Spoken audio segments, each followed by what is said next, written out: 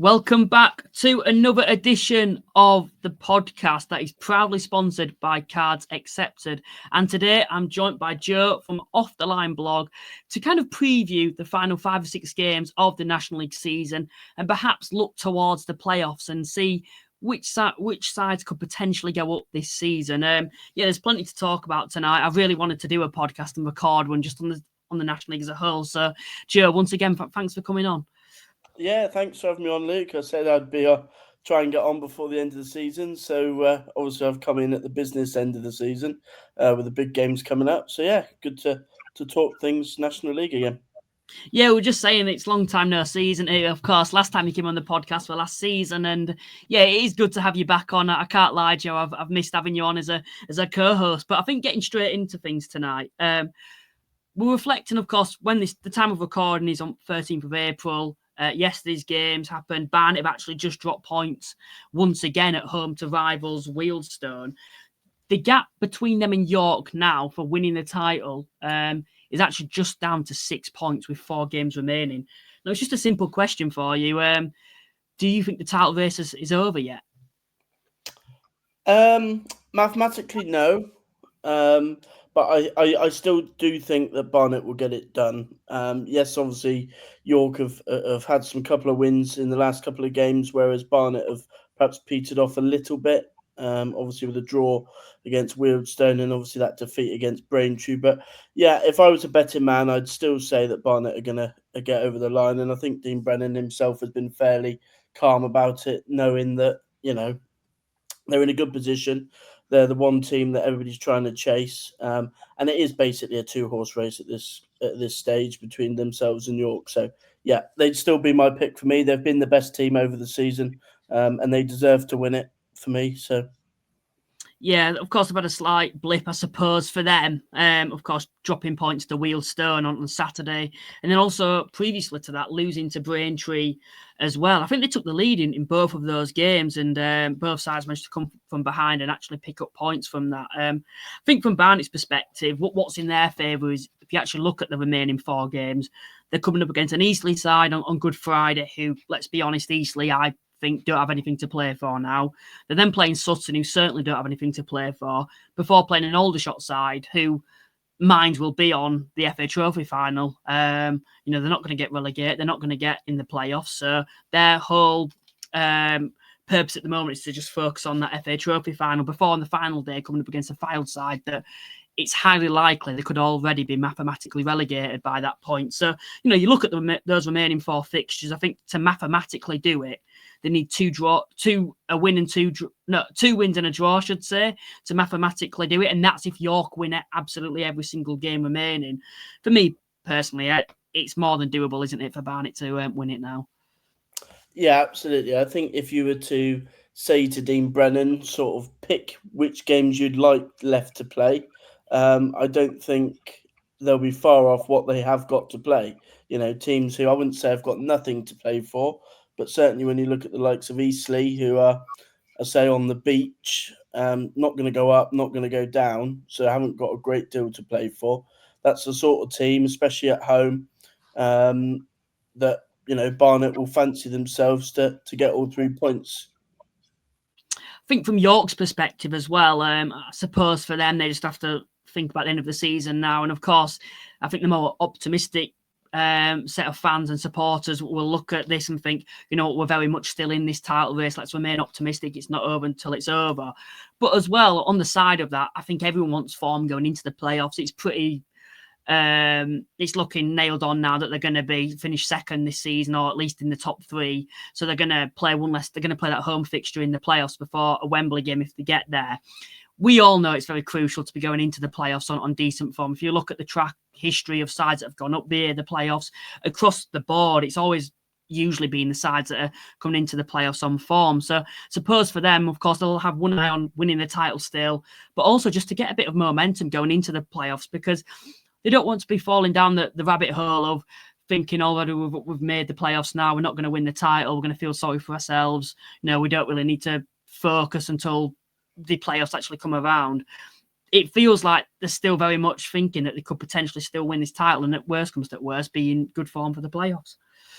Yeah, I think there was one of the games which Barnet won a couple of weeks ago. I think it was against Dagenham late on, where I said that I think that it was pretty much done and dusted then, and that York could just concentrate on the playoffs and finishing strong.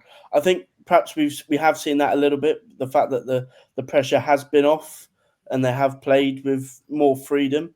But yeah, certainly of the teams in the playoffs, they want to make sure they go into it with good form and are playing well. Because when you look at the likes of Oldham, Halifax, dare I say, and Forest Green that are in there at the moment, are probably not playing as well as they could do going into those playoffs potentially. So yeah, York was just about finishing as strongly as they can. And obviously, yes, they had a big win on Saturday. I see they changed their formation as well. So potentially it gives them room to try one or two new things ahead of the playoffs.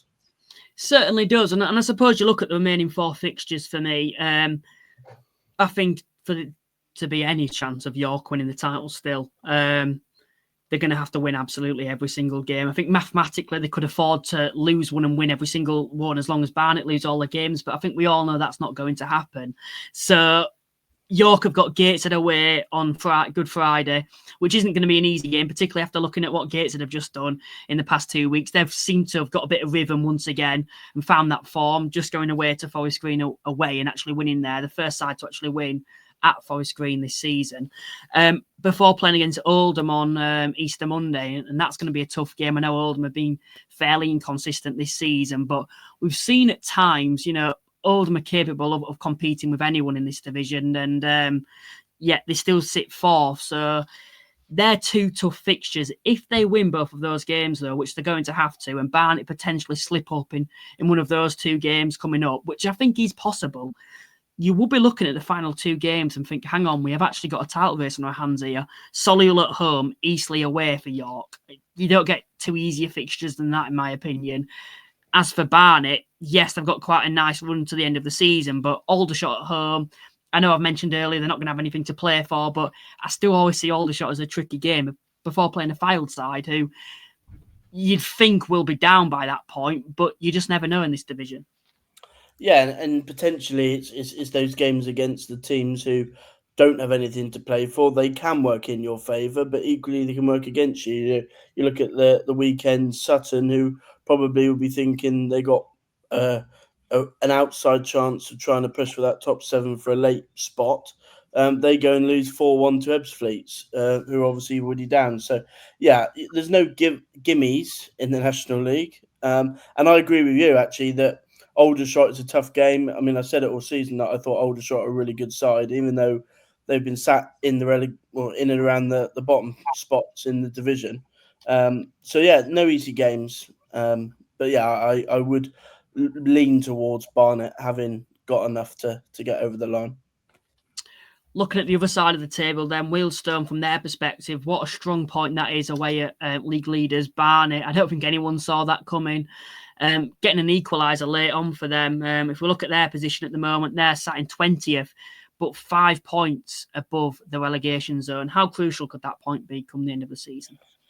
Yeah, potentially a big point. And obviously speaking to Paul, obviously who is on here with you normally, Luke. He felt that Wealdstone actually should have won that game against Barnet. So potentially they'll be a little bit disappointed they didn't get all 3. But yeah, I've been really impressed with Wealdstone. And Neil Gibson, he's done a really good job since he's come in. A manager who I must admit I didn't know a great deal about when he came in. Obviously, spent much of his time managing in Wales, but he's quite quickly got the team organised and playing well and getting results. And obviously, to go away to Barnet, who you'd imagine will go on to win the title and put in such a good performance and get something as well, shows where they're at. Obviously, they beat Forest Green the week before and then go and get something against Barnet. So, yeah, for me, yes, it's 5 points, but I think there's enough in Wealdstone's team to for them to stay up again, I think. I don't think there's a bigger player that's made such a big influence than Wealdstone's Alex Reid since he's come in. Prior to him coming in, Wealdstone had a horrific start to the first third of the season or so before he came in, looking like they were going to be the side that could potentially be how Ebbsfleet have finished the season, yet he's come in and made a huge difference there. I know you can't put the whole this whole turnaround from Wilson on one specific player, but he's certainly had as big of influence as one individual ever would on a side. 20 goals for him this season, I think 17 for Wheelstone. What an impact he's made there. Yeah, a really good signing for them. Obviously, a striker that's got lots of experience in this league. And, they've actually got two experienced strikers there now in Alex Reid and Tyler Walker. And sometimes when you're around the bottom places in the division, it can be just having that striker that can get you 10 plus goals a season that can be the difference in staying up. And I wouldn't say that the success of Wheelstone under Gibson has been solely down to Alex Reid. I think obviously they've improved as a collective since he's come in. I think that he's probably been that one player that you can look to always get you a goal. And obviously he's got 20 of them so far this season. So, yeah, a really good signing for them. Be interesting to see whether they can keep him in the summer. As you'd imagine, there's teams probably near the top of the division that would try and, would like a player like him in their side. It will be an interesting summer, whether Wheelstone stay up or not. I think for me, I think everyone will probably look at Alex Reid and think there's no way he's going to stay at Wheelstone. And it's highly doubtful, isn't it? Wheelstone are part-time. I think he wants to stay in the north. It'd be interesting to see what clubs actually come in for him because, like I said, I think it's as equally as unlikely that he's going to remain at Oldham next season than it is him staying at Wheelstone. So, yeah, I think any clubs in your mind that you could see him ending up at next season? Well, funny enough, I have put him down one of the pieces that I've been working on recently. I actually think he'd be a good fit for Halifax. Yeah, I don't think it'd happen budget-wise.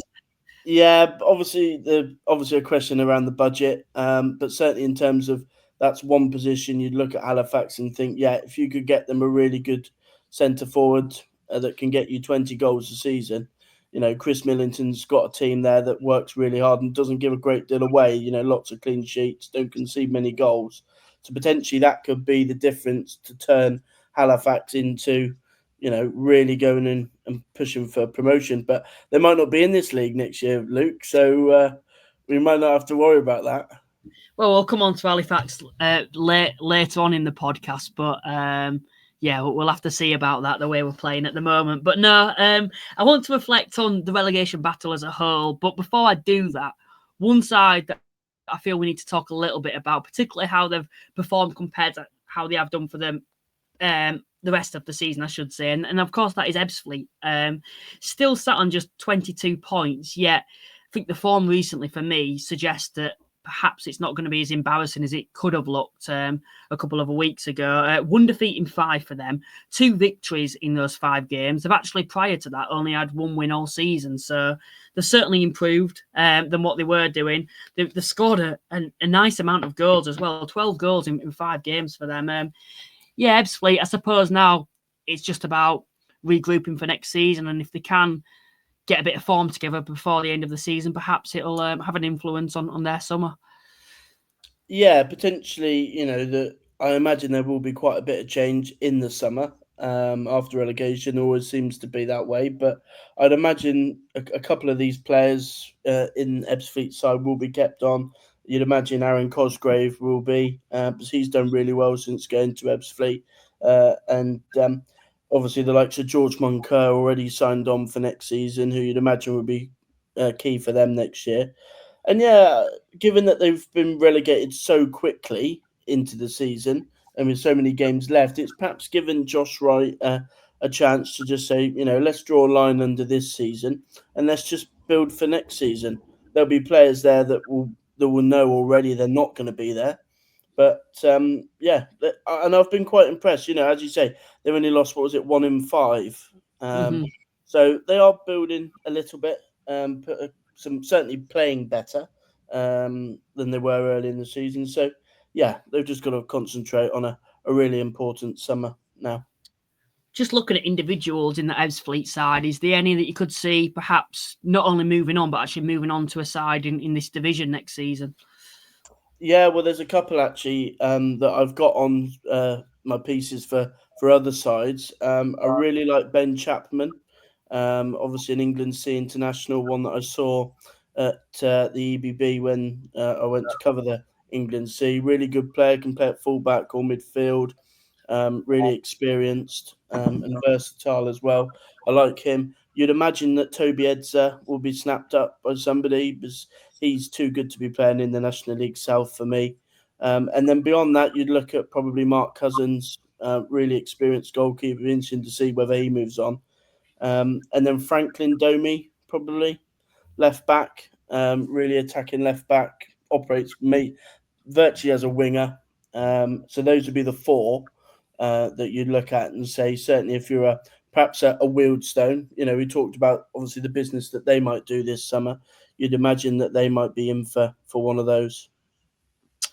George Moncure, Aaron Cosgrave, do you think it's realistic for them to remain at Ebbsfleet next season?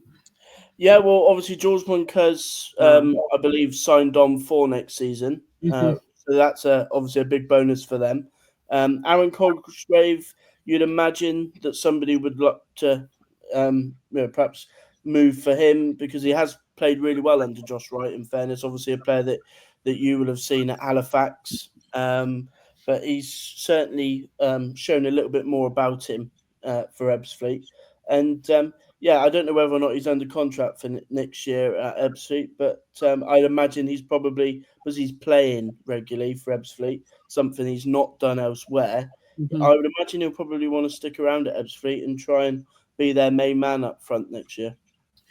Well, I think he's finally found a club, hasn't he, where he's been able to show what he can do. I think at Halifax he was always out of favour. And at previous clubs as well, he's always been out of favour, yet there seems to be a regular occurrence is the fact that he's still getting chances in this division at sides like Southend. Halifax have taken a chance on him.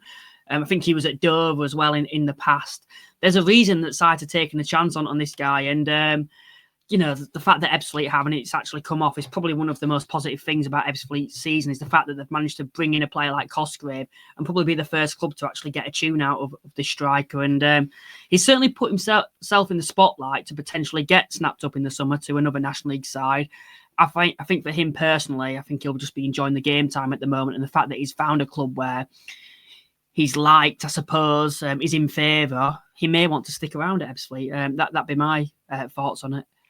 Yeah, I agree. I think he probably will want to stick around. I'm sure there may be one or two offers from National League clubs, given the form that he's been in. Obviously, another 2 goals on Saturday. I'd imagine that there may be one or two that do ask the question of him as to whether he would like to remain in the National League. But I think he's certainly enjoying himself at Ebbsfleet, and I fully expect him to be there next year. Looking at the relegation battle as a whole, then moving on to 23rd place, it's still mathematically possible for this side to survive. For me personally, I can't see them doing it at all, and that is, of course, AFC Fylde. 42 games played, 39 points on the board. They're currently 10 points away from safety with 4 games remaining. Surely they're going to have to win every single game, and they haven't managed to win 2 games on the bounce all season, so I think it's going to be a tough ask for Fylde to survive. Yeah, absolutely. I think, as you say, they're going to have to win every game, and they're also going to have to rely on the teams above them not picking up any points, which I also don't see. So, I'm certainly not seeing, when you look at teams above them, the likes of Maidenhead, who obviously we'll come on to, you don't see anything from Fylde at the moment to suggest that potentially a result may be around the corner. Nick Horton obviously had a really good first half to the campaign. He's not really done it of late, and when he hasn't done it, there's not really been anyone to step up in his absence to do it. So, I think they are probably looking towards the National League North now. It's going to be, if they do turn it around, it's going to be one for the ages, but I can't see it. Yeah, looking at the 4 remaining fixtures for them as well. Halifax at home on Easter Friday. Halifax, of course, occupying a playoff spot. So are Rochdale, who they've then got on the following Monday before playing a Tamworth side that are still within a chance of actually making the playoffs this season. A very realistic chance as well. And then on the final day, it'll be Barnett's promotion party potentially, or they may still have to win the title on the final day. So I don't think you could get a set of fixtures that are any tougher than those for Fylde. So I do feel it is nailed on that they are going to go down now. Do you find it quite frustrating? Do you think if you were a Fylde fan, perhaps, because they've shown glimpses this season of what they can do, beating Halifax, defeating Forest Green. I think they defeated Altrincham and Gateshead as well this season. Yeah, do you find it quite frustrating that Fylde have clearly shown at times that they're capable of competing in this division, yet cannot get any consistency whatsoever? Yeah, I think even though AFC Fylde are right down there, I still think they have got a talented squad, which may seem a little bit odd to say, but given that their recruitment this year has been largely with young players, players that are either playing academy football or stepping up to play this division. So I do think they've got some very talented players, young players, but that in itself always brings the problem of, whilst they may show one or two flashes of quality, they don't show it enough. And that's been the problem for them. As you say, they've had some good games where they've beaten the likes of Gateshead, who are up near the top, but then when they've played the teams in and around them, they've not had that same level of consistency to go and get a result. So yeah, I think for me their aim in the summer is they've got to get some experience in. When they came up to the division, they had some experience, but they've added largely younger players, which in itself will have that problem of not being able to put that run together which they need. Nick Horton, do you see him sticking around at Fylde in the National League North, or do you think he'll finally move on? Well, it's an interesting one, really, because obviously you'd imagine that he would have moved on before now, given Mm-hmm. how good a player he is, but he obviously is enjoying it at Fylde. And you could have said the same thing about Ashley Hemmings last year for Kidderminster, in that potentially he might be snapped up, yet he's stuck around with them. So, yeah, I think it would be interesting. I would imagine now is probably the time where he needs to think about moving on, as much as AFC Fylde fans won't want me to say that. I think there will be teams, you look at the likes of a Carlisle who are coming down into the division, who you'd imagine will be spending quite big to try and get back out of the National League. Potentially a northern side that could be of interest to him. Um, and yeah, football's a very short career, isn't it? Mm-hmm. He's done enough for Fylde now. He's been the main man for a number of years, and he might fancy another challenge. He's certainly shown his quality, hasn't he? There's a lot of players in that Fylde side that I feel are very raw, but have a lot of potential. And I think with better players around them, perhaps they'd be able to thrive. Yeah. I've seen them against Halifax. They played us off the park. I thought they were a fairly strong side as well. Yeah, I have seen them in other games, and I'm a bit like, it doesn't feel like they've got any identity about them. I don't personally feel they've been coached right throughout the whole season, and perhaps even last season. I think for me, I thought Fylde were really going to step up this season, and they're just not. They've gone backwards, if anything. But there's some individuals in that side that, for me personally, as a Halifax fan, I wouldn't mind taking a chance on some of these players, I think, as well, other clubs as well, and where they could really do well in the National League and potentially in the Football League in the future. Tyler Roberts, he's another one, just 21 years of age, a good player. When I've seen him, he's shown flashes of what he can do, and I think a lot of, National League sides should be looking at this lad. Of course, one of the more experienced players, the likes of Gavin Massey, who's shown at times this season, I think, he's capable of offering something. There's a few players in that side. Ethan Mitchell, you've got, like I said, Bryce Hosanna as well was at Wrexham when they got promoted. He's another good, strong wing back in this division. For me personally, I think a lot of National League sides will be looking at snapping up these players, because I don't think it's a case of they haven't got the ability. I just think they lack experience, and they need better players around them to improve as players. I don't think it suits them being in this Fylde side at the moment in a relegation battle like they are doing. Yeah, I 100% agree. I think you look at the likes of Roberts, the likes of players that you perhaps not mentioned there, the likes of Taylor O'Kane, Danny Ormerod, Evans at left back. Good young players who I think, with the right team around them, would be able to then go and perform. You look at, for example, Barnet. Barnet have got lots of good young players, but they've got that experience around them to allow them to perform. So, yeah, I do agree. I think there'll be one or two that will be snapped up. I really like Taylor O'Kane, and I know obviously he's been out on loan with Chester recently, but I would imagine that there will be teams looking at him. Certainly, if I was a team in the National League, I'd be trying to bring him in during the summer, because I think he's a brilliant player. So we've both agreed that AFC Fylde heading to the National League North next season, which would mean it's the second club to drop in so far. For the two other sides that are currently occupying the relegation zone, we'll start things off with Maidenhead. For me, it felt like they were down and out, yet they've got back-to-back wins now, of course, defeating Tamworth and then going away to Halifax and winning there. How crucial could those two victories be for them? And do you still think they're within a chance of surviving this season? Yeah, well, I'll start with that second point. I think they have got a chance. I mean, with Alan Devonshire, they've always got a chance. Really good manager, and yeah, it's perhaps not come as a surprise, has it, that everybody was writing them off, saying that they were gone and that was it, and then they've gone and won 2 games on the bounce and beaten Tamworth and Halifax. So they're certainly not giving up, and to go away to a good Halifax side itself shows they do have a little bit of quality. Sean Mikulski with another goal I see for them. He's had a really good season with 12 goals now, I believe. So yeah, I think they've got a chance. And this is usually the part of the season where they come into their own and start playing well. I would put money on them to go down if I was a betting man. I still think the gap's probably too much of a gap for them to overturn, given how few games there are left, and the fact that I think the teams above them will get points. Mm-hmm. The likes of Wealdstone, the likes of Boston, I see picking up points because they're playing really well at the moment. So, yeah, I think of all the teams in the bottom four, they're the one team that I would say has got the biggest chance of getting out of it. But for me, I would say that they'll just pull up a little bit short. Yeah, you've always been quite in favour of Maidenhead being a side that you can never write off, no matter on paper how they look in previous years. I don't know if you actually backed them to go down this year. I'd have thought you wouldn't. I bet you put them 20th. I think I did put them to stay up. Yeah. Yeah. I think I've been shot in the last couple of years for putting them to go down, and then they always find a way to stay up. And yeah, it's coincidence that the one year I don't put them to go down is the one year that they might actually go down. So Mm-hmm. yeah, I mean they're one of those teams that are always on that line, aren't they?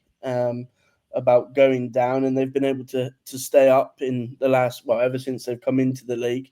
But yeah, I did say at the start of the season, as much as I thought that they would stay up, I thought that they've been getting closer and closer to going down every year. And obviously last year they survived by the skin of their teeth. So yeah, potentially one season too much for them. Yeah, I think when you're a club like Maidenhead and the way they occupy, it always does feel like at some point the luck. I don't know if you class it as luck, but one season they're gonna run out of luck, perhaps if you phrase it like that. And I think this is the season now. The only thing I will say that's in their favour, if you look at the remaining 4 games, they are favourable games. They've got Woking at home, Wealdstone away, Ebbsfleet away, and Boston at home.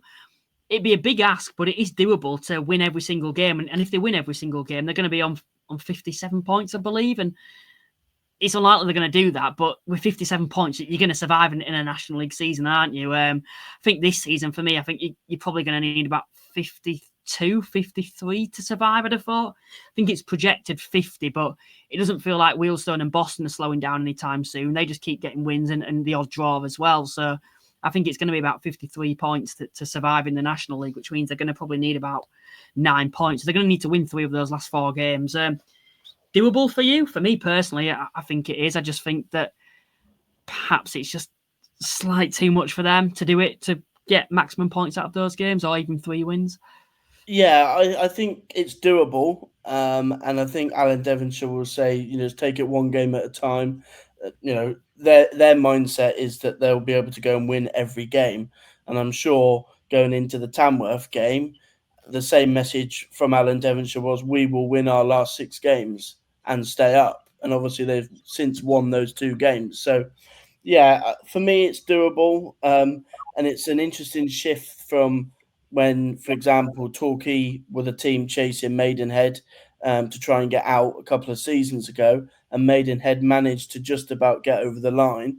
This year, they're the team chasing the likes of a Wealdstone or a Boston to try and get over the line themselves. So, Yeah, I think the games against Woking and Ebbsfleet are ones where you'd say, yeah, they're must wins, and even more so the Wealdstone and Boston game. Albeit, I can't see them winning all four, given the form of Wealdstone and Boston. I think Boston may be safe by the final game of the season, given how they've been playing. So, yeah, it's doable, but I can't see it happening. I think the thing that's let Maidenhead down this season is defensively. Maidenhead always, when they found ways to survive, is because of them being so tight defensively and being able to grind out results when they've needed to. I don't think they've been able to grind those results out this season. I think a big reason of that is they can't keep teams out. 72 goals against them this season. They've only played 42 games. That's just short of 2 goals per game against them. And for a Maidenhead side, for me, you're not going to survive because it's unlikely you're going to be able to produce the goals to survive with that amount. To be fair, going forward, I think they've been a lot better than what they have been. I think they've got probably 3 individuals in that side that will all 3 strikers that will all be playing in the National League next season. Reece Smith, a very capable player. Sean McCullsky is in double digits. Tristan Abrahams is in double digits.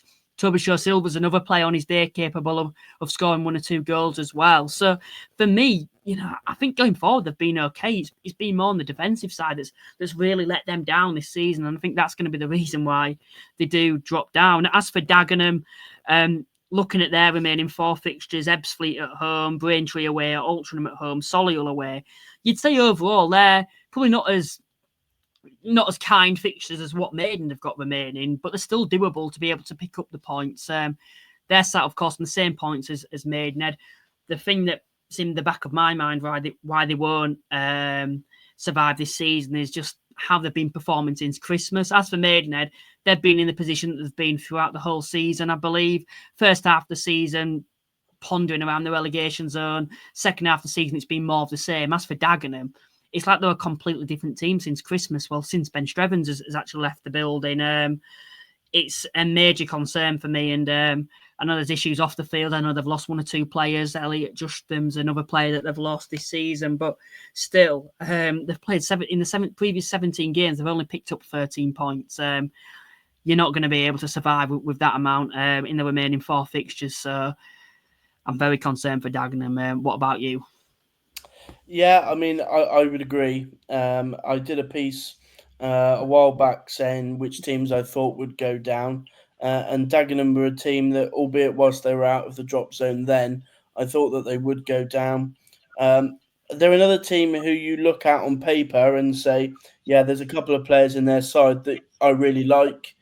Josh Reese, Harry Phipps, Ryan Hill, I think are 3 that spring to mind that certainly, if they do go down, teams in the National League, maybe even the Football League, we'll be looking at and think, yeah, they could do a job for us. But very much like AFC Fylde, they've not had the consistency around that of experience and consistency of personnel. We've given the changes that they've had in goal, Elliot Justin moving on and having to bring in replacements, etc. Obviously, Josh at the top end of the pitch, Josh Umaira's had time out injured, and Dylan Stevenson's not really hit the mark. He's spent time out on loan. So, in terms of having a go-to 11 that they know can get results, they've not really had that. And obviously, they just about scraped a point at the weekend against 10 men at home. A game that they would have been hoping to win, especially with Hartlepool going down to 10 men. So, yeah, they're another team for me that I think will probably go. Feels like they've lost the fight as well, Dagenham, compared to other sides around them. For me, you look at the body language of players, look at the post-match interviews, it feels like they've kind of accepted that they're going to go down. And for me, I think it's pretty shocking considering Dagenham as a club, they're a side I like to think of quite an ambitious side that have in previous years been underperforming by being outside of the playoffs. And I felt like this might have been the season where they really stepped it up, and it was looking like that this was going to be the season in that first third of the season or so. Yet they're sat in the bottom 4 now, and it's very likely that they're actually going to drop down into the National League South. Comparing them to Wealdstone and Boston, who I'm going to come on to now. wow, they've really pulled it out of the bag. I think if you look at particularly Boston's side, for me personally, I think if you look at their actual squad compared to a Dagenham, maybe even a Fylde, I think it's pretty amazing how they've managed to pick the points up that they have done. Because I think on paper, I look at the squad, and maybe I'm being a bit disrespectful here, but I don't think that squad's actually a squad that's better than Dagenham's or Fylde's squad. Yeah, I mean, again, Boston are a team that, there's a handful of players in their side who you think, yeah, they could probably be a good top end National League player. The likes of Jay Rowe, he's had another brilliant season for them at right back, and then the likes of Frankie Maguire, who perhaps doesn't get that many plaudits, but a player that I really like, and actually I've got down to sign for a League Two team in the summer, who I think's been brilliant.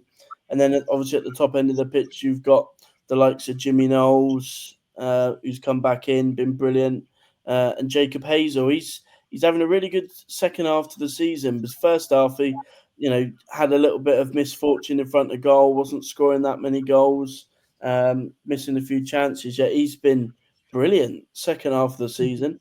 And whereas the likes of a Dagenham or a Fylde have perhaps struggled to get that consistency, you know what Boston are going to put out. You know what 11 they're going to pick. There's a real togetherness in that group, and it comes across. I'm not a fan of Boston. I don't watch Boston as much as other teams, but you know what you're going to get from Boston, and that comes across. Their real togetherness and work hard, and it's no surprise that they've managed to get themselves out of it. Very relentless as a side when I've seen them. They never give up. I've said that, and the reason I've said that, I don't think the squad's as good as likes of Dagenham. What they have been done well is they've been coached well by Graham Coughlan. I think ever since he's come in, I've never seen a manager have an impact like he has. 34 points in 18 games. They were looking like they were heading in the same direction as Ebbsfleet. Prior to him actually coming in, I think they'd only picked up 15 points all season, which just speaks volumes of the impact that he's had there. If you look at those games as well, the only side to actually have picked more points up in those 18 games is actually Barnet, who are currently top and looking like they're going to go on to win the title. So massive plaudits to them now. I don't think anyone would not back them to survive in the position they have done now. And I don't know about you, Joe. I know you've been watching this division for quite a long time now. Have you seen a survival, a relegation escape like this one? No, certainly not seen many like this. Given the position that Graham Coughlan came into and inherited, and yeah, they've been. You mentioned it there: 34 points in 18 games. I mean, virtually 2 points a game. That is quite literally, title winning form, or near enough. So, yeah, he's done a brilliant job, Graham Coughlan, and you talked about it there. Potentially on paper, the squad not being as good as a Dagenham or a Fylde. The skill that Graham Coughlan's done really well, I think, is he's been able to get the best out of the players he's got, and find a way to get results with the players he has. And you look at that Wealdstone team as well and say that potentially the Wealdstone team isn't as talented on the whole, two other sides down near the bottom. Yet Neil Gibson's come in and found a way to get results with the players that he has. And that's something that I've probably not seen with the likes of Lewis Young at Dagenham and at Fylde as well, is they've not found a way to get the best out of the players that they've got. Moving further up the table, Braintree, Woking, Solihull, do we all think those are safe now? Yeah, for me, yes. I think Solihull, the fact that they won on Saturday, I think they'll be relieved because they were being dragged into it a little bit. For them to go and win at Southend and sort of poop Southend's party, obviously they'll be hoping to be pushing towards the top 7 and get that late spot. But yeah, for me, all of those teams are pretty much safe. Woking, big win obviously against Fylde to I think sure their place for next season, and that's again another manager that's come in mid-season, inherited a really talented group of players who perhaps weren't performing, and he's found a way to get results. I think it was only three defeats or 4 defeats in something like 25 games since he's come in, near Lardley. So he's done a fantastic job there. And yeah, they can start planning now for next season. It's quite exciting times for Woking as well with the takeover. I know losing in the FA Trophy semi-final wasn't ideal for them, particularly against the main rivals in Aldershot. Yet I feel like long term the future's looking good now for Woking. You know, I think this season we've seen the impact Neil Ardley's had on them. I think he's a very, very good manager in this division. Been quite underrated at times as well. Even his time at York, I feel it was a very difficult job there when he came in with quite high expectations, and it was looking like he were going to. I thought we're going to end up keeping them up, and of course they made the change when they did, and I don't think they'll be looking back at that and regretting it now after what Hinchelwood's done there. But still, I think he's a good quality National League manager, and I feel like Woking suits him with the project. I feel like he's going to be backed. There's a lot of players that he's previously managed there that he seems to like as well. So for me personally, I think Neil Ardley and Woking is a good fit, and I think long term I could see Woking improving on the position the position that they're currently playing in at the moment, and of course last year's position as well. As for Solihull, we're talking about managers coming in and embedding an already talented side that was underperforming. It's the complete opposite, I suppose, with Solihull Moors sitting inside a playoff spot, I believe, before Matthew Taylor came into the side, leaving Wealdstone. Ever since he's come in, it wasn't until probably Saturday where they could have people were probably still thinking they could potentially go down. Taylor's been in his previous 12 games. He's had 2 wins. I think after that win against Southend now, it's probably mathematically going to be correct that they're going to survive now. I know technically it's not, but I think if every other side wouldn't, if they didn't win another game this season, I should say, I think they'd still survive. That shouldn't cover the cracks of what an awful season this has been. Well, second half of the season this has been for Solihull and for Matthew Taylor. Surprised he's not been sacked yet. Do you think he's going to be given the summer and be given another season at Solihull? Yeah, I mean they're an interesting one for me because Solihull are, in my opinion, probably a top 7 team. I look at some of the quality in their team. You up front, you got the likes of Connor Wilkinson, the likes of Jack Stevens.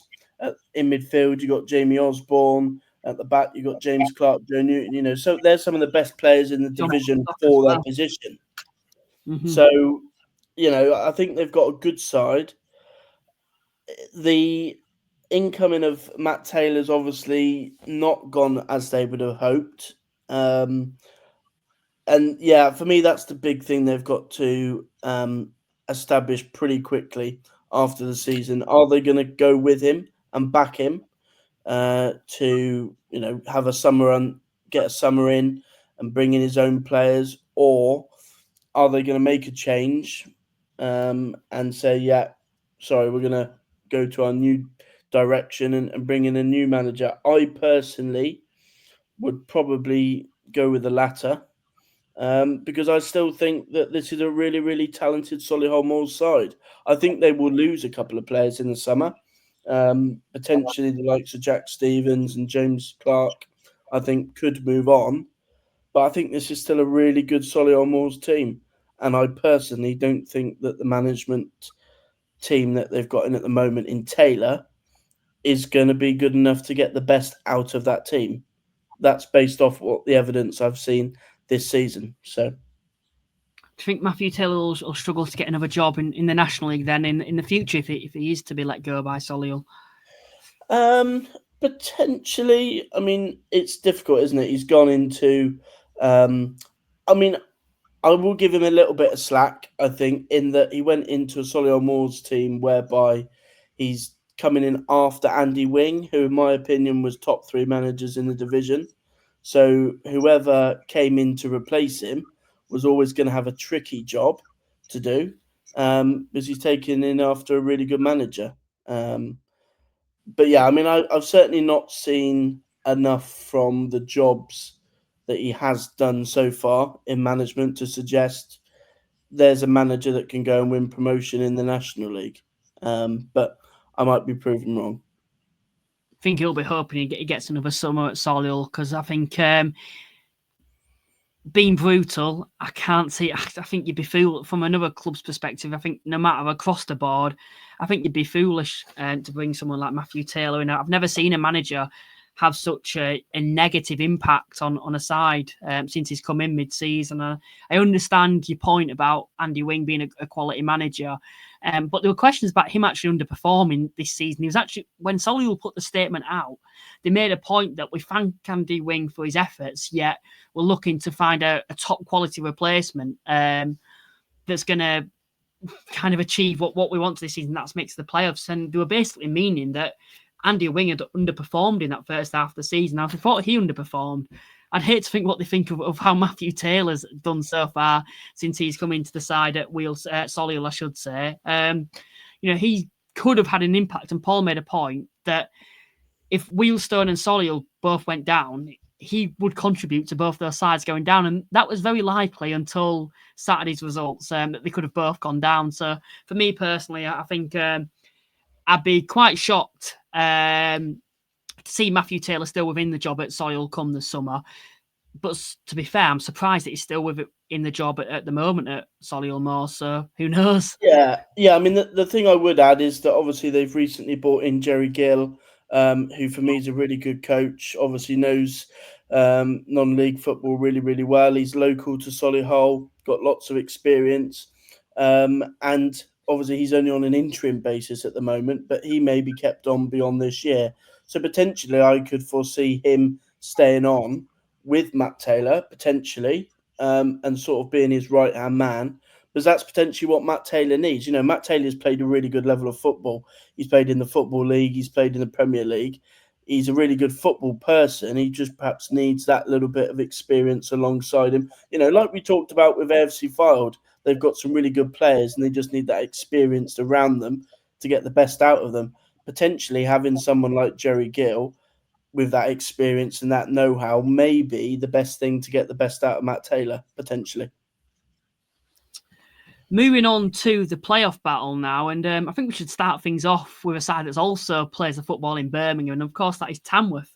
I think, like Boston, Tamworth this season have been absolutely exceptional. The favourites to go down. I'll be honest, I'll hold my hands up. I had them to finish rock bottom, but I wasn't the only one. I think most people were actually at least predicting Tamworth to go down this season. What a job Andy Peaks has done and what that squad has done this season. Yeah, I mean, for me, he's manager of the season. I think people will obviously look towards Dean Brennan, who I think has done a fantastic job with Barnet. Obviously winning, touch wood, winning the league, you'd imagine. But for me, I think Andy Peaks has been the manager of the season. To get them to the round of the FA Cup that he did with that big tie against Tottenham, to not just stay up, but stay up at a canter. And the fact that we're, 3 or 4 games to go, and we're actually talking about Tamworth as a team to potentially get in the playoffs. I mean, it just speaks volumes of how good a job he's done there. And one thing that really impresses me, and I think perhaps sets aside the really good managers from good managers, is how ruthless he's been. There's players that have been a part of their rise through the leagues, through the National League North, that have perhaps played 40 odd games last year for them. And then they've perhaps gone out on loan this season. The name escapes me, but the 2 centre-backs that they had last season, one of which is Liam Dolman, and the other name escapes me at the moment. But he's moved them on to bring in players good enough for their level, and they've been brilliant. I mean, it's been so refreshing to see. I think a new team establish themselves in the National League. I mean, that's been my key takeaway this season. The likes of a Tamworth, a Braintree, teams like that come up into the National League and be as good as they have been. It's been really, really good to see. I'm going to just ask you right out here, how many sides do you think are involved in finishing inside the playoffs, who could potentially fall out, if that makes sense? So for me personally, I think the top 4 are nailed on. Although I think Oldham and Gateshead are actually on the same amount of points, I'm more confident that Oldham are nailed on now than Gateshead are. So actually, it's quite hard to say, isn't it? I'm going to ask you just how many sides do you think are involved in potentially slipping out of the playoffs and sides that could potentially go in? Not you actual placement, I'll come on to that shortly, but sides that could potentially slip out or jump in. Yeah, well, just looking at the table, I think I'd probably go down to as low as 10th, including Tamworth. So, yeah, I think one of those three teams, Altrincham, Southend, and Tamworth, will be trying to. I agree with you, in probably the top 4 or 5 are probably in there for me. And it's just about one of those teams being able to push their way in. So, anywhere from 3rd to 10th for your final 5 spots. Fair enough then. I think for me as well, you look at Tamworth, and if we start things off with them, you look at their remaining fixtures, what gives me a glimpse of hope that I think that they could, maybe not for myself, but with being a Halifax fan and they're looking to overtake us. But if you look at their remaining fixtures, they've got Solihull Moors on Good Friday, which is, you'd see them as favourites before going to a Forest Green side that have proven now they can be beaten at home, not on the best of form, just lost to Gateshead. And then you look at the final 2 fixtures, they've got Fylde at home and then Altrincham away. That Altrincham game on the final game of the season could be huge for both clubs. So it's very doable that Tamworth finish inside the playoffs this season. Yeah, it does feel like those sides currently occupying the playoff spots don't want to finish inside the spots. And that's why if you're a Tamworth, you'll be licking your lips at the moment thinking, you know what, there's a door wide open here. The likes of Halifax, the likes of Altrincham, the likes of probably even a Gates. I know they won the last 2 games, but overall, there's a door wide open here for us. How are we going to take the opportunity? And I think for your Halifaxes, for your Altrinchams, for your Gatesheads, it does feel like they do need to get their act together because it only takes 2 wins and one of them are confirmed in the playoffs. Yeah, I mean, I think of those 3 teams outside the playoffs, even though they're sitting in 10th, I probably would have Tamworth as the one team that could get themselves into that top 7.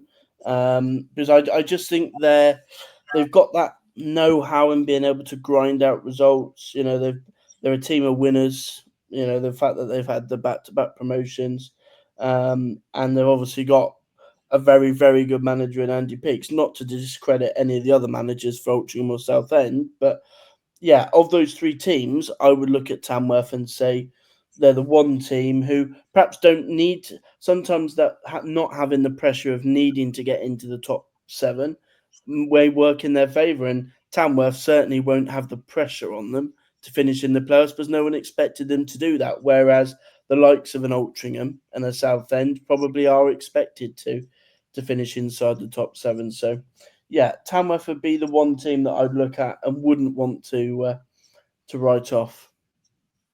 Feels like for me at the moment, I've spoke about sides, none of them actually wanting to finish inside the playoffs. We look at Rochdale, 2 wins in 8, Altrincham 1 win in 9. Halifax, I think they haven't won in 6, and they've scored 1 goal in that time as well. As for Southend, overall they've drawn I think 15 games this season. I don't think many sides are going to get in the playoffs when you draw that many games. For me, it's really hard to see who will finish inside the playoffs because Tamworth, yes, are probably on the best form. Yeah, it doesn't feel possible for them to finish inside the playoffs because of where they've been all season. I don't think they've been in the playoffs once this season yet. So it'd be such a fairy tale for them to finish inside a playoff spot this season. Yeah, I'm going to ask you now. I'm going to come out and just say it. Who do you think is going to slip out and who do you think is going to get in, or do you think it'll remain the same? Yeah, I am probably going to stick with the 7 as it is, which would be good for obviously you to hear as a Halifax fan. Yeah, obviously I know. Obviously, as a Halifax fan, you'll be hoping that you do finish inside the top 7. The fact you lost to Maidenhead on Saturday probably not the best thing at this time, but as a neutral looking in, I would still back Chris Millington to get him inside the top 7. For me, he is arguably top 3 managers in the league for the job that he does, and they've got that 4-point cushion. Yes, I know they've got to play Altrincham, which will obviously be a massive game. Certainly, if they win that, they'll be thinking, "Yeah, we're over the line, and we can finish inside that top 7." But yeah, for me, I think Halifax will finish in there. I don't want to sound like I'm Everyone's clickbaiting, but jinxing it still. yeah, I think probably the one team in there that I wouldn't be all that overly impressed by is Oldham. Ooh, So, it's all yeah. close. Yes, obviously they'll be hoping that they sit inside that top 7 come the end. But we talked about the teams going into it with form.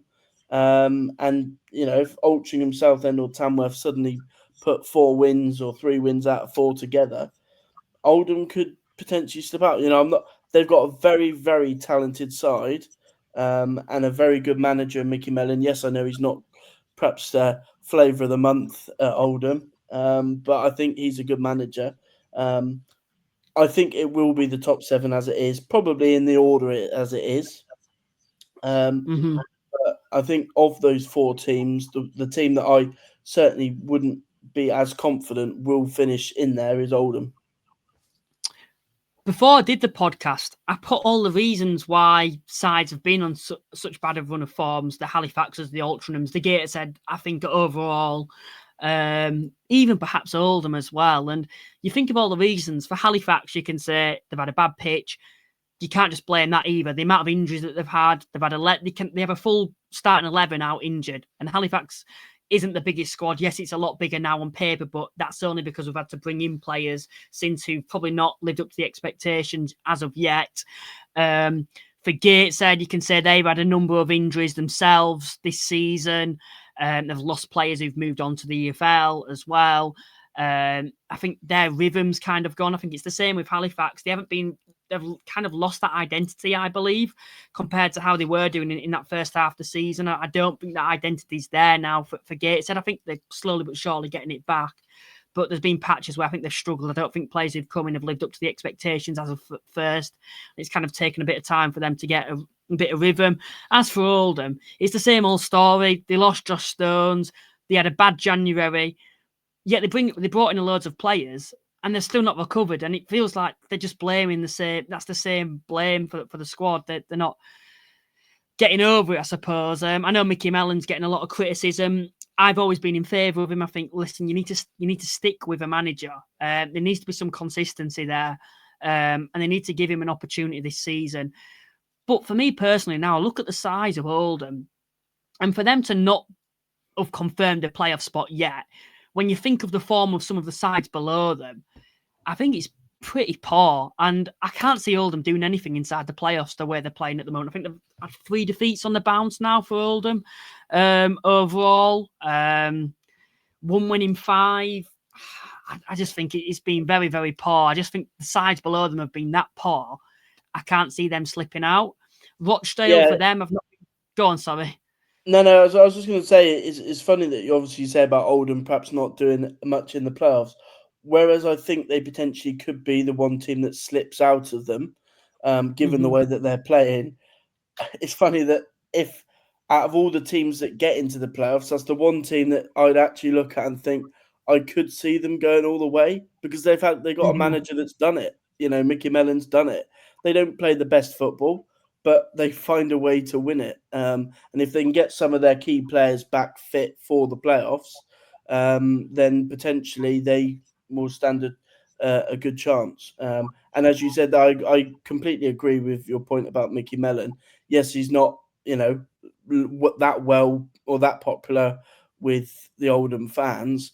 He's an experienced manager that knows how to get out of the division, having done it before. And I think if we had the best version of Oldham in terms of the players that they could pick at this moment in time, I think they would have be playing much better than they are at the moment. So, but yeah, I think if they're in there, then you do well to bet against them. Rochdale, of course, winning at the weekend 4-0 against Eastleigh. But if you look at the form overall, they've been so inconsistent. They're another side. They had a good first half of the season, a bad couple of months due to injuries and fixture congestion as well. But I think they're running out of excuses now. I know they've just had a very good win against Eastleigh, but they need to back that up now. But if you look at some of the players they've got Rodney fully fit. They've got Cairo Mitchell fully fit. Forgotten his name. His name's escaped my head now. I think he's on loan from Peterborough defensively. Is it Nevitt? I think it is. He's a very good centre half as well for them who they've got in. I think I think there's a lot of excuses there. And I think of some of the other sides, like your Halifaxes, your Gatesheads, who've had their injuries, troubles. Yeah, I think Rochdale, to be fair, probably one of the better equipped sides at the moment compared to those two, if I'm being honest. And I still haven't been particularly sold on them in recent weeks. As for Halifax, it's like a completely different team now with the amount of injuries that they've had. A lot of new players coming in, and I just don't think they've settled as of such. The only criticism I'd have towards Chris Millington at the moment is the fact that he's been very loyal to specific players. For example, Jack Jenkins in the midfield and Pugh in the midfield as well have been in and out the side for the entire season. They've been fringe players throughout the season. They've never had a run of games in the side, and there's a reason for that. They're not up to scratch. Yet all of a sudden, we've had our injury issues, yet we're sticking with those players instead of letting the new players come in. And I'm like thinking, Millington, you've not let them start the whole season. The first half of the season, they barely played. They didn't show any signs of them deserving any starts, yet you've been very loyal to those two by putting them straight into the team compared to new players who are coming in. And I hate to think of these new players if it's a reason that he thinks they're actually better options than those two. I think we're at a point now where we need to change the team up. We need a new system.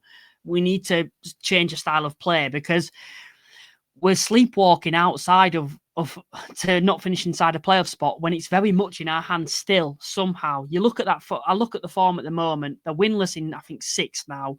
2 draws in that time as well. For me personally, I think it's a bit of a miracle that we've not slipped out yet. And that's only because sides below us have significantly underperformed. As for Altrincham as well, they're a side for me, a bit like Rochdale. I know they've had their injury issues with Linney and Newby both being out due to suspensions and injuries, yet they've got the full squad fully fit now. So I don't understand why they're on such a bad run of form.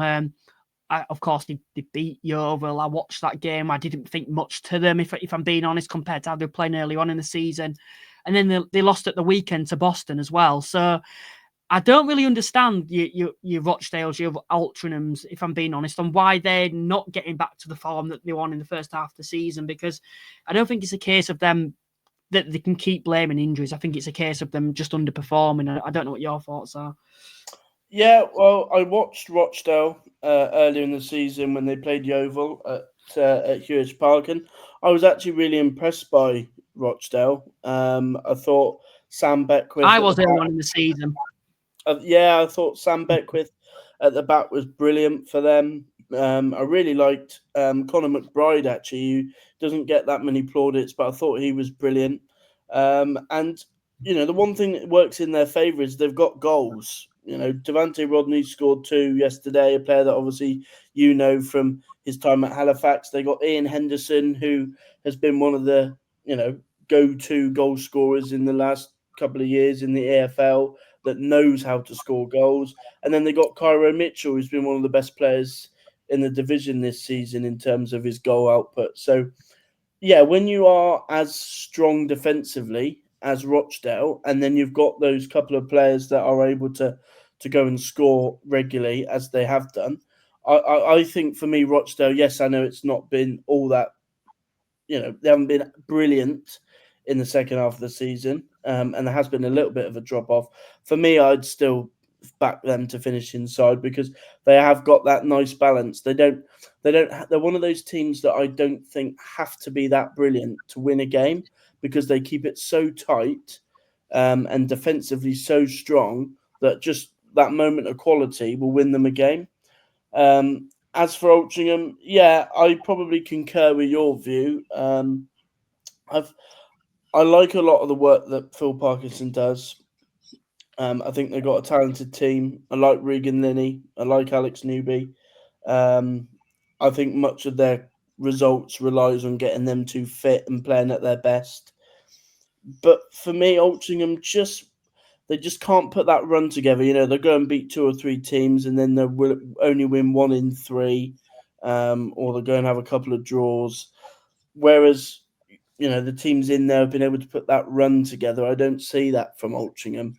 And ever since they've come into the National League, I would say that that's been the case. A very, very talented top side on their day, and a really good footballing team, but as a playoff proposition, I don't see that for me.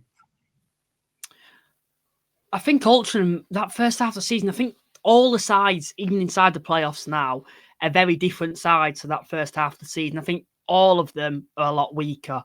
Rochdale, I saw them at their best. I thought they were a very good football inside, very patient with their play. And then they've had the individuals to be able to take the opportunities when they do finally create them with that slow build-up. I thought Gateshead were the same. I know they got an impressive win against Forest Green Rovers. They beat Dagenham. I watched the Dagenham game and I wasn't actually too impressed with Gateshead, but I think they stopped the rot, and that was what was so important. And I think at this time of the season, it is a case of just, it doesn't matter how you win, just get inside the playoffs. But I think a lot of the sides are losing that identity. Halifax, I don't think goals has ever been their forte. I don't think it's ever been an issue this season. I think they've always just found ways to grind out results. I've never seen it as we're not scoring enough goals. Whereas in the previous 6 games, it does feel like the case, because defensively, you'll look at that, you'll think, well, we're not being as strong defensively, but we're not getting battered in games. You look at the Maidenhead games, the goals came late on. I think that was the second goal came from frustration because we'd conceded, and then we were pushing forward. And I think that's a big reason why defensively we conceded 2. But if you look at the games we're losing games 1-0, 1-0. And yes, we're not conceding too many goals, but we're not scoring goals. We're not getting back into games like we were doing earlier on in the season. And that's because we're not creating the chances. I don't think it's a case of we're missing a goal scorer. I like the look of Emerson. I like the look of Luca Thomas, but they're getting isolated in games. The big issue for me is the injuries in the midfield. Jack Evans has run the midfield for the entire season. He's out injured. Scott High, another player, I thought we coped quite well considering how good he was for us. He was injured. Yeah, we seem to do okay without him, with Evans. And I just don't think the midfield at the moment is up to scratch. And I think something really does need to change. New players need to be embedded into the side. Because if you've got a stronger midfield, you're going to be able to carry the ball forward. And that's something we've not been able to do. We're creating limited chances, and it feels like we're just playing on the break at the moment, and it doesn't seem to be working, particularly against your Maidenhead too. We know what to expect from them. They're going to come to the share. They're going to sit back and try catch us out on the break. So for me, overall, yes, I am a little concerned as a Halifax fan, but I think if I want a Halifax fan, I'd just look at all the sides and think, well, you know what? Everyone below is that poor. Who's actually going to overtake us? I think Halifax probably need 1 win and a draw and to confirm a playoff spot. You look at the remaining 4 fixtures, they've got Fylde away on Friday, who are all but down, if I'm being honest. They've got Altrincham on Monday. Altrincham have only won, I think, 1 in 8, something like 1 in 9, actually. And then after that, they've got Braintree at home, who will have nothing to play for, before playing Wealdstone away, who could also have nothing to play for as well. And even if they do, you'd like to think we'd be able to beat them because of the position that they're in at the moment compared to ourselves. So the fixtures are favourable for ourselves compared to some of the other sides. But suppose for me, I look at the way we're playing at the moment, and if we can still kind of just somehow maintain a playoff spot, I can't see us doing much inside the playoff spots. That is the next topic I want to come on to, but I just want to finally say who I think will finish inside the playoffs. And at the moment, I'm going to say, I think it'll remain the same. I can't see Southend getting inside the playoffs. I've always seen them as a danger, but they draw too many games. They lose silly games like against Solihull. They're too inconsistent for me. Tamworth, I think they're probably just a little bit too late to the party. And as for Altrincham, I think it's between Halifax and Altrincham, and I just think we have got that 4-point gap. And I look at our fixtures compared to theirs. I think they've still got Rochdale to play, and ourselves, and Tamworth. I just think it's going to be a little bit too much for Altrincham to finish inside the playoffs. When you compare our set of fixtures compared to theirs, I think we'll be able to just get over the line. But coming on to sides that could go up through the playoffs at the moment, I can't see past York. And I never usually back a second place side to go up via the playoffs. I didn't back Notts County to. I was surprised when they did it. I didn't back Barnet last year to go up via the playoffs, and they didn't do it. Got knocked out in the first game. So I'm trying to see sides that I could actually see going up via the playoffs. And I look at the form at the moment out of all the sides compared to York, and I can't see past them. I think they deserve to go up with Barnet, if I'm being honest. I think they've been that far ahead. Yeah, I mean, I would agree. I mean, I don't have any favourites in there as to who I want to go up, but certainly in terms of if there's anything right about the National League, then York do go up because they have been by far and away the best team of the rest.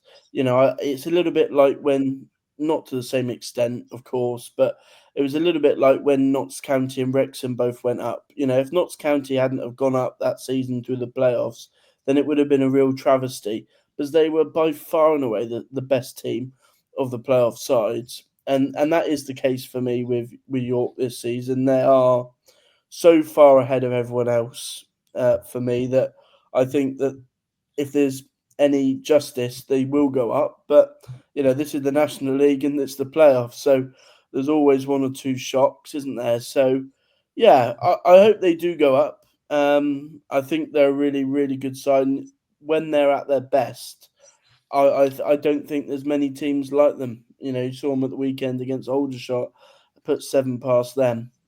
So yeah, I'd agree. I think York are the team to beat. I think they deserve to, if I'm being honest, compared to the rest of those sides in the playoffs. I think they've all been very poor, been quite disappointed with all of them, the recent form, if I'm being honest.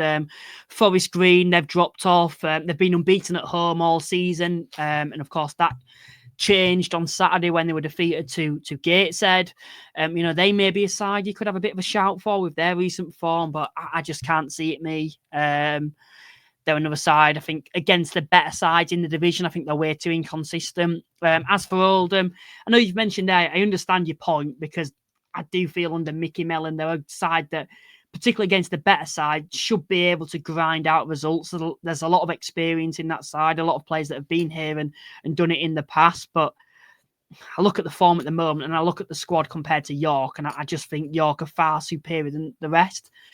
And yeah, when it comes down to the playoffs, it all changes, doesn't it? But I would like to think York would get the job done compared to all these sides. These sides are performing, if you look at the recent form, all of them like sides that are looking to survive in the National League, let alone try finish inside a playoff spot. So there's no one that really stands out to me. Of course, we've still got 4 or 5 games left, and sides could get a bit of form together, but is there anyone for you where you could really see them putting a run together in the final 4 games? You'd say Halifax, but with the amount of injuries that they've had, I think even the remaining 4 fixtures are tougher than what they should be.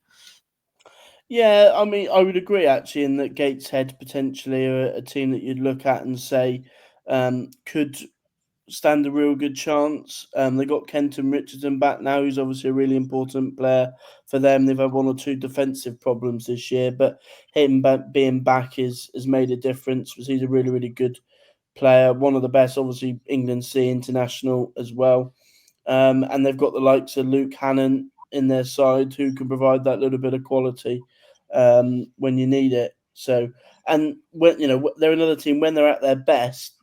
They're one of the best teams in this league. They've obviously struggled since the turn of the year because they've seen quite a few players leave the club. Obviously, change in manager, players out injured, etc. But yeah, potentially if they obviously won the last 2 games, the confidence in them beating Forest Green, being the first team to beat them at the new lawn, so potentially them. But yeah, as you say, I hope York win the playoffs. If they're in them, that is. But yeah, I think they deserve to win them because they've been the second best team. Doesn't always work out that way, but I hope it does. Well, that wraps everything up anyway. Joe, once again, I do really appreciate you coming on. It's good to have you back on the podcast after a long away. Yeah, would you like to give Off the Line blog a plug? Yeah, Off the Line blog on Twitter and on Google.